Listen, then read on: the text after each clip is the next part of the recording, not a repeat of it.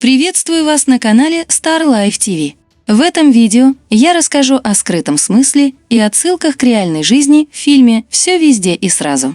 Премьера американского фантастического комедийного боевика «Все везде и сразу» состоялась 8 апреля 2022 года. В 2023 году кинокартина стала триумфатором Оскара, завоевав сразу 7 наград. Фильм строится на идее о существовании мультивселенных, в которых присутствуют альтернативные версии каждого человека. Он поднимает вопросы смысла жизни и устройства нашего мира. «Все везде и сразу» содержит множество символичных моментов и активно продвигает идеи, внедряемые иллюминатами. Вместе с тем в нем присутствуют отсылки к реальной жизни, которые преподносятся под видом комедии и фантастики. Режиссерами фильма «Все везде и сразу» выступили Дэниел Шайнард и Дэн Кван. Они же выступили продюсерами ленты вместе с Энтони и Джо Руссо. По словам создателей кинокартины, источником вдохновения для них послужил фильм «Матрица». Сюжет фильма строится вокруг семьи китаянки Эвелин Вонг, которая вместе со своим мужем Вэймондом управляет скромной прачечной. Дела у главной героини идут все хуже. Она не справляется с работой, а супруг собирается вручить ей заявление на развод. Кроме того, у Эвелин напряженные отношения с дочерью. Все меняется в один день, когда перед главной героиней неожиданно открываются тайны Вселенной. Идея фильма «Все везде и сразу» строится на концепции, описанной в книге Вадима Зеланда «Трансерфинг реальности». Отчасти эта же теория отражается и в фильме «Матрица». Согласно ей, существует бесконечно огромное пространство вариантов любого события. Каждый человек находится в конкретной его точке, подсвечивая своим вниманием соответствующий сектор пространства. При этом существуют альтернативные реальности, и чем дальше они находятся от нашей, тем сильнее от нее отличаются. Обо всем этом Эвелин рассказывает альтернативной версии ее мужа из другой вселенной. Твой мир – маленький пузырик бурлящей космической пене бытия. Пузырьки вокруг с небольшими вариациями, но чем пузырик дальше от твоего мира, тем значительнее различия. В фильме объясняется, каким именно образом создаются мультивселенные. Они являются результатом выбора человека. Каждое наше решение создает альтернативную версию, в которой мы могли бы поступить по-другому. Ты сильно недооцениваешь, как самое маленькое решение влияет на дальнейший ход жизни. Любое принятое тобой решение создает новую ветвь. Для нас эти миры не существуют, а описать их можно фразой «а что было бы если?». В итоге у взрослого человека существует огромное количество возможных линий жизни, некоторые из которых кардинально отличаются друг от друга. У большинства людей всего несколько значимых альтернативных жизней параллельно основной. Что касается главной героини фильма, она находилась на наихудшей из всех возможных для нее линий жизни. То есть все когда-либо принятые ею решения приводили ее к самому плохому результату. Сколько же своих целей ты запорола, желаний не исполнила. Ты худшая версия себя.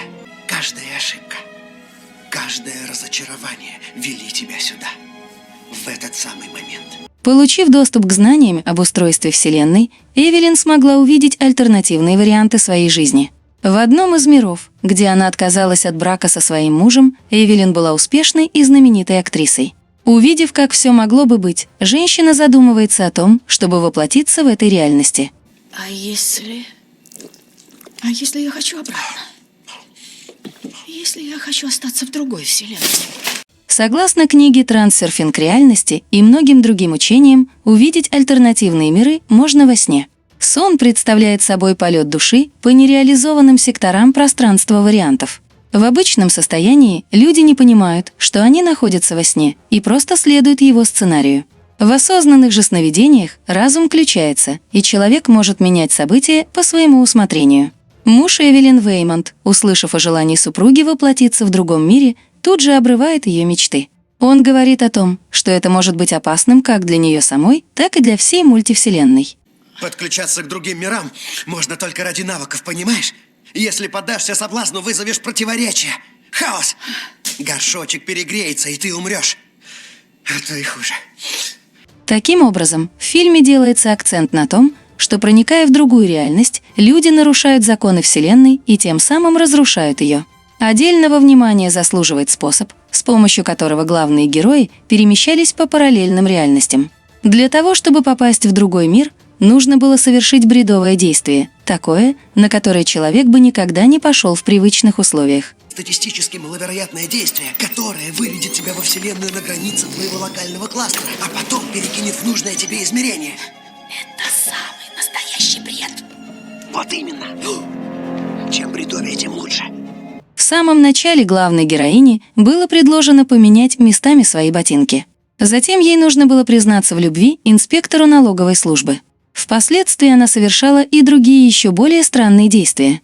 Что интересно, подобный прием действительно работает в реальной жизни, хоть и не так быстро и явно, как показано в фильме. Если провести эксперимент и на протяжении некоторого периода времени совершать несвойственные для себя поступки, жизнь начнет кардинально меняться.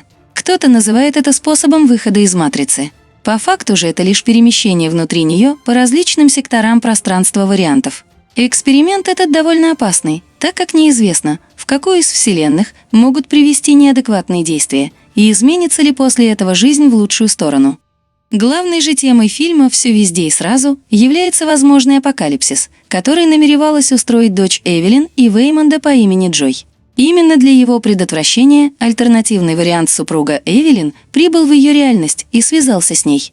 По моей вселенной расползается великое зло, и оно начало сеять хаос в других вселенных. Веймонд рассказывает, каким образом Джо из обычной девочки превратилась в ужасного монстра. По его словам, в Альфа-мире, из которого он прибыл, проводились эксперименты с молодыми людьми по перемещению их сознания в другие реальности. Одной из подопытных стала их дочь, в которой Эвелин заметила особый потенциал. От перегрузки сознания люди погибают, но ее сознание раскололось. Данный момент с экспериментами над сознанием дает отсылку к программе МК-Ультра. С ее помощью сознание человека разделяют, создавая в нем отдельные субличности, каждая из которых считает себя самостоятельным человеком. В случае с дочерью главных героев эксперимент зашел слишком далеко и привел к необратимым последствиям. Теперь ее сознание существует в каждом мире, исследуя каждую вероятность в одно и то же время и вмещает в себя безграничную силу и знания мультивселенной. Таким образом, Джой, которую стали называть Джобу Тупаки, осознает себя одновременно во всех реальностях.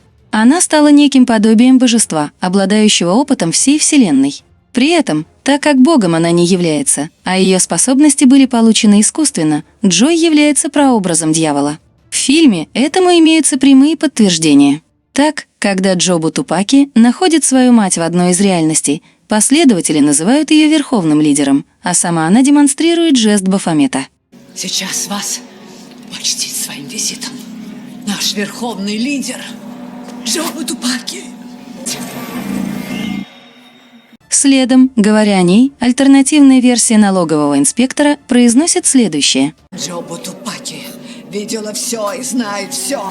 Она знает ваши слабые места. Знает, на каких тонких ниточках держится ваше самоуважение. Чуть позже Джобу Тупаки продемонстрирует все свои способности. Она будет творить чудеса, изменяя реальность всевозможными способами. На связь с дьяволом указывает и соответствующий символизм. Так, на одном из моментов в ушах у Джой висят серьги в виде молнии, дающие отсылку к Люциферу. На другом крупным планом показывают ее черные демонические глаза. Кроме того, по сюжету фильма Джой была нетрадиционной ориентации, а Бафомет представлен бесполым существом. В фильме «Все везде и сразу» зрителям предлагается ознакомиться с философией Джой, а значит и с воззрениями самого дьявола. Рассказывая о ней Эвелин, Веймонд объясняет причины, по которым она стала именно такой. Она видела слишком многое и утратила моральные ориентиры и веру в правду. Сама Джой утверждает, что, прожив одновременно бесконечное количество жизней, она поняла, что мир нереален. Объясняет она это с позиции квантовой физики. Все вокруг – это лишь случайная реорганизация частиц в колеблющейся суперпозиции. По этой причине для нее все вокруг утратило смысл и потеряло какое-либо значение. Ничто не важно. Считая мир нереальным, Джой пришла к выводу, что в нем можно делать все, что угодно. И именно поэтому она безжалостно расправлялась с людьми и вела себя неподобающим образом. К таким последствиям может привести людей вера в то, что мир нереален. Ведь если это так, значит ни о какой морали не может быть и речи, а поступать можно как угодно, не задумываясь о последствиях. И именно так поначалу делает и сама Эвелин, став такой же, как и Джой. Я сказала, заткнись. Ты ничего не значишь. Прости, если что не так. Ничто не важно. Разочаровавшись в мире, Джой создала некое подобие черной дыры, которая способна уничтожить всю Вселенную. Ближе к концу фильма Джой говорит, что ее целью было не уничтожение мира, а собственная смерть, так как больше ничего не представляло для нее интереса. Не для того, чтобы уничтожить все, но чтобы уничтожить себя. Мне интересно, исчезну ли я сама, если войду в него. Все это дает отсылку к идее о том, что дьявол намерен уничтожить наш мир, так как ему надоело играть в свою собственную игру, где все известно и предсказуемо. Джой хочет, чтобы ее мать вошла в черную дыру вместе с ней. Эвелин же отказывается делать это. Она находит смысл даже в таком мире, где ей известно абсолютно все. И им оказывается любовь. Женщина стремится сделать каждую из миллионов вселенных, в которых она себя осознает лучше и добрее. В итоге ее дочь решает остаться с ней. Таким образом, в фильме делается вывод, что именно любовь является смыслом жизни, причем любовь не к конкретному человеку, а ко всему миру. Отдельного внимания в фильме «Все везде и сразу» заслуживает тема ЛГБТ-сообществ, активно продвигаемая Европой и Америкой. В фильме присутствуют сразу две линии нетрадиционных отношений. Первая пара – это Джой и ее девушка Бекки. Вторая пара – это Эвелин и налоговый инспектор, с которой они вместе живут в той вселенной, где у людей вместо пальцев растут сосиски. В фильме делается акцент на то, что неприятие ориентации ребенка впоследствии может привести к чудовищным проблемам. В сочетании с идеей о нереальности мира всяческие извращения становятся всего лишь альтернативными видами нормы из другой вселенной, которые также имеют место быть. Поэтому к ним необходимо относиться толерантно, принимая их как данность и не сопротивляясь злу. С учетом всего вышесказанного неудивительно, что фильм «Все везде» и сразу стал триумфатором премии «Оскар». Он сочетает в себе все основные повестки, продвигаемые иллюминатами. При этом, как и фильм «Матрица», «Все везде» и сразу не дает людям знаний о пути к свободе. Он лишь показывает, что несмотря ни на что человек должен оставаться в системе, ежедневно совершая очередной выбор и передвигаясь по возможным секторам пространства вариантов. Спасибо за просмотр. Подписывайтесь на канал. Ставьте лайки.